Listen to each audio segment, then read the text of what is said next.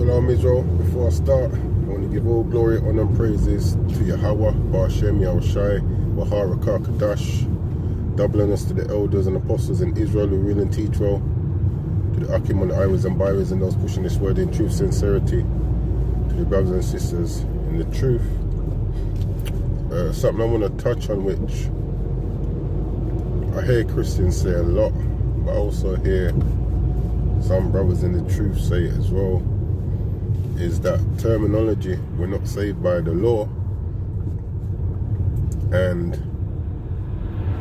the laws that we're not saved by are the sacrificial laws, the laws pertaining to sacrifice and offerings, because that's how we were found just or forgiven of sins, under Moses. But today, blood is still required as an atonement for sins. So now we have faith in Yahushai that He is the atonement that is required, for when we sin. This is why we can be forgiven for all sins, from the ones that's, unto death, where you had to be the atonement, you had to be the sacrifice, your life had to be taken. Now we have faith in Yahushai that He paid that penalty. He is that atonement, that appeasement that the scripture speaks about. But when it comes to being saved by the law, the scriptures does teach that we are saved by us keeping the commandments. Now, in saying that, there's understanding, because Most High ain't going to look at us in that day and say, well, you know what, I like the way you resisted them prawns. Ultimately, it's going to be down to His mercy and His grace why we are saved, but that will be based upon the effort that we made rehearsing those righteous acts. And there's various scriptures. You've got Romans 2:13. It says, not the hearers of the law are just before God, but the doers of the law shall be justified. 2 Ezra 9 and 7, those that shall be saved by their faith and by their works. So those two work together, because your faith, how do you show that you have faith? By your works. And your work shows that you have faith. Like Abraham was found faithful. Why? Not because he listened to what the Most High said and said, okay, I believe everything you said. No, he actually went through to carrying out those works, which showed he had faith. So, it's just trying to clarify things I hear, because Christians, they say a lot. When you try to tell them to keep the commandments, then all the excuses come out.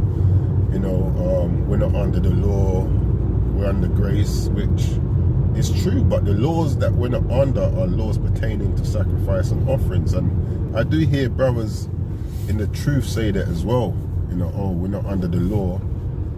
And that's normally if someone's not making an effort to keep a simple law or a specific law or whatever it may be, then you'll hear those terminologies come out. But there's many scriptures that tell you that, we have to keep the laws, because what? Breaking them is sin, and the wages of sin is death. So the basic understanding that I like to give when we're reading the scriptures and we hear it say things like we're not under the law, so on and so forth, just think sacrifice and offerings, those are the laws that we're not under, because Yahushua is now that atonement.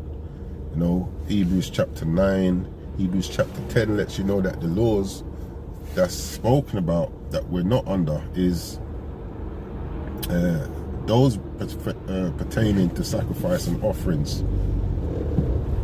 But in the keeping of the commandments, like the do's and the don'ts, those work towards our salvation, not based upon how good we kept them, in the sense of, it's like the feast days. I try to keep the feast days. I may not be perfect at keeping them, but the Most High knows my intent, in the sense that I'm trying to keep them to the best of my ability and to the best of my knowledge. And that's what He's looking for in our walk, to see how much effort we actually make in keeping His commandments, knowing that the system that we're on, the world that we're living in, is actually working against us.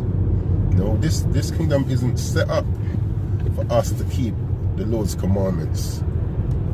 The religions, look at Christianity. This is meant to be a Christian country, but then the crux of his religion, when it comes to teaching the laws, they're screwing up Paul's writings. Misconstruing his words. Like we're not under the law, we're under grace. But that in itself brings contradiction to the scriptures if you're saying we're not under the law, because sin is the transgression of the law. And the Bible lets us know if we're caught deep in the midst of sin, we're not making no effort to keep God's commandments, then it's a wrap, really and truly. And numerous scriptures tells you that. So it's just something I wanted to clarify, because I hear it from Christians, but I also hear it from brothers in the truth and say, oh, we're not saved by the law, which is true, but that law that we're not saved by is laws pertaining to sacrifice and offerings. Otherwise, it makes the scriptures contradict itself. Like those verses I brought out, the plain one is 2 Ezra 9. Those that will be saved by their faith and by their works. Now, what's the works? Psalm 78, 5-7, the keeping of the commandments. Exodus 18 and 20, the keeping of the commandments. Those are the works that we have to do. And our faith will show through those works, and vice versa. Those works will show that we have faith, because it boils down to obedience. You're not going to do something if you don't believe in the person telling you what it is you have to do. So if you believe in the Most High, we will keep His commandments to the best of our ability. If we have faith in the Most High, that will be shown through our works. But it's just something I want to touch on and try and give some understanding on. Because like I said, I hear it often, mainly from Christians, but I do hear brothers in the truthers all say it, like, oh, we're not saved by the law. And it's just a misunderstanding of what laws we're not saved by. And I'll reiterate, the Most High ain't going to look at us and say, yeah, I like the way you held back from not being clean shaven, or like the way you resisted eating that pork. No. We're not saved by the law like that, because we always fall, not always, but we will at times fall short and falter. And the scripture says if you break one, you break them all. But it's the effort the Most High is looking at, the sincerity, the intent, of us keeping those laws, rehearsing those righteous acts. That's why it says rehearse. We're rehearsing, because under the new covenant, they'll be in us automatically, and they'll be our first nature. We won't have to think about keeping the commandments. We'll be keeping them automatically.